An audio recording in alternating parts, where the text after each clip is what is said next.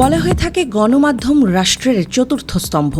সত্যের পথে নির্ভীক উচ্চারণ আর সহিংসতা, রাজনৈতিক মারপ্যাচ কিংবা দুর্নীতির কথা বলাই একজন সাংবাদিকের কাজ। কিন্তু রাষ্ট্রের বিরুদ্ধে সেই নির্ভীক উচ্চারণই যেন কখনো কখনো কাল হয়ে দাঁড়ায় একজন সংবাদকর্মীর জন্য, যেমনটা হয়েছে পার্শ্ববর্তী দেশ ভারতে। তাও আবার একবার দুইবার না, গেল এক দশকে প্রতিবেশী দেশটিতে নিহত হয়েছেন অন্তত ২৮ সাংবাদিক, যাদের সবাই কোনো না কোনোভাবে প্রাণ হারিয়েছেন প্রধানমন্ত্রী নরেন্দ্র মোদীর শাসনামলে।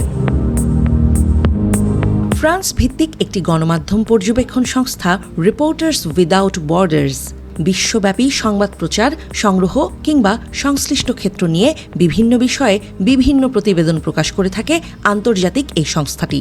সম্প্রতি পেশাগত দায়িত্ব পালনকালে ভারতে নিহত হওয়া সংবাদকর্মীদের একটি তালিকা প্রকাশ করে আরএসএফ, যেখানে দেখা যায় প্রধানমন্ত্রী নরেন্দ্র মোদীর চলমান শাসনামলে অর্থাৎ ১০ বছরেরও বেশি সময়ে অস্বাভাবিকভাবে প্রাণ হারিয়েছেন দেশটির কমপক্ষে ২৮ সাংবাদিক।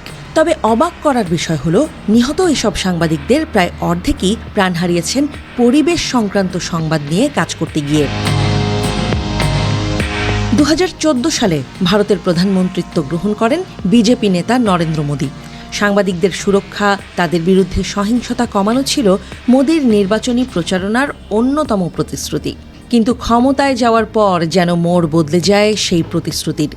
আরএসএফের প্রতিবেদনে উঠে আসে, গেল এক দশকে মোদীর শাসনামলেই পরিবেশ সংক্রান্ত রিপোর্টিং করতে গিয়ে প্রাণ হারিয়েছেন ১৩ ভারতীয় সাংবাদিক, যে তালিকায় রয়েছে প্রখ্যাত মিডিয়া পরিচালক, অনুসন্ধানী সাংবাদিক এবং সংবাদ প্রতিনিধিরা। কিন্তু কেন?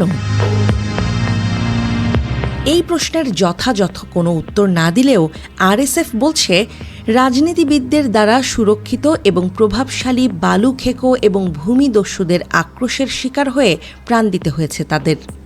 কেননা নিহত সকল সাংবাদিকই যুক্ত ছিলেন জমি দখল কিংবা শিল্প কারখানার জন্য অবৈধ খনন সংক্রান্ত কোনো না কোনো সংবাদ ক্ষেত্রে। প্রতিবেদনে দাবি করা হয়, খুবই সংগঠিত অপরাধ নেটওয়ার্কের মাধ্যমে হত্যা করা হয় এসব সাংবাদিককে। নিহতের তালিকার প্রথম সারির একজন যোগেন্দ্র সিং, যিনি উত্তরপ্রদেশ ভিত্তিক একজন ফ্রিল্যান্স সাংবাদিক ছিলেন। শোনা যায় অবৈধ বালু উত্তোলন সংক্রান্ত সংবাদ নিয়ে কাজ করছিলেন তিনি, যেখানে অভিযোগ আনা হয়েছিল স্বয়ং উত্তরপ্রদেশের তৎকালীন মুখ্যমন্ত্রীর বিরুদ্ধে। কিন্তু নিজ বাসায় ২০১৫ সালে এক পুলিশি অভিযানে মৃত্যু হয় ওই সাংবাদিকের, যার শরীরের ৬০% ছিল আগুনে দগ্ধ। ধারণা করা হয় পুলিশের দেয়া আগুনেই মৃত্যু হয় যোগেন্দ্র সিংয়ের। ১ বছরের মাথায় অবৈধ খনন সংক্রান্ত সংবাদ প্রচার করতে গিয়ে বন্দুকধারীর গুলিতে প্রাণ হারান আরও ২ সংবাদকর্মী। আর এই ঘটনাও ছিল উত্তরপ্রদেশে।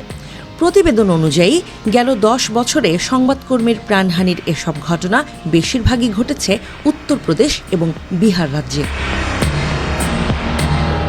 কিন্তু নিহত ২৮ সংবাদকর্মীর মধ্যে বাকি ১৫ জনের মৃত্যুর কারণ কি? রিপোর্টার্স উইদাউট বর্ডার্সের দাবি, খুন হওয়া অন্যান্য সাংবাদিকরাও প্রাণ হারান দুর্নীতি, অপরাধ, নির্বাচন সংক্রান্ত অনিয়ম নিয়ে সংবাদ করতে গিয়ে।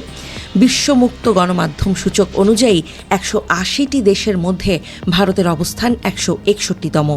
অর্থাৎ এটা স্পষ্ট, দেশটিতে স্বাধীন গণমাধ্যম হিসেবে যা অবশিষ্ট আছে তার সবই ব্যস্ত নরেন্দ্র মোদীর তোষামোদিতে।